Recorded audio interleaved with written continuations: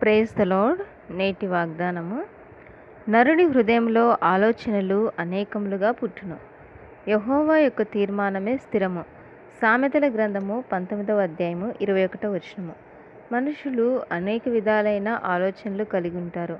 అవి భవిష్యత్తును గురించినవి కావచ్చు, ప్రస్తుతం కలిగి ఉన్న వాటిని గురించినవైనా కావచ్చు. కానీ ప్రభు యొక్క ఆలోచన సదాకాలం నిలిచునని పరిశుద్ధ గ్రంథం సెలవిస్తున్నది. హృదయాలోచనలు మనుషుని వశము. చక్కని ప్రత్యుత్తరం ఇష్టే యెహోవా వలన కలుగును.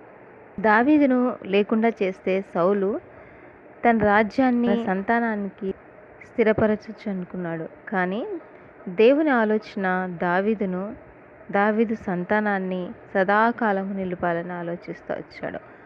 మొర్దెకైను చంపేసి హామాను సంతోషంగా రాజు సన్నిధికి వెళ్ళాలనుకున్నాడు. కానీ హామాను నశించిపోతూ వచ్చాడు. హామానే కాదు, తన కుటుంబం కూడా.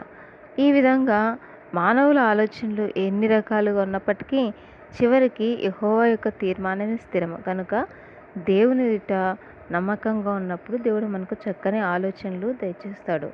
యెహోవా ఆలోచన సదాకాలం నిల్చును, ఆయన సంకల్పములు తరతరములుండును. ఆమెన్.